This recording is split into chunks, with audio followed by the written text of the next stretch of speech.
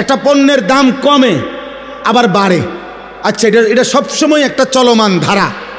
কিন্তু যেই চামড়া বিক্রি করতো স্বাভাবিকভাবে 2022 টাকা 2500 টাকা, কমসে কম 3000 টাকা, এইটারে সূক্ষ্মভাবে সিন্ডিকেট করে কৌশল করে এই ফ্যাসিস্টের দোসররা গত আমলে কৌশল করে পরিকল্পনা করে বলছে যে কওমি মাদ্রাসার হুজুরদের বছরে একটা বড় আয়ের উৎস চামড়ার টাকা, ওরা চামড়ার টাকা দিয়া তাদের বোর্ডিং চালায়, তাদের একটা বড় আয়ের উৎস।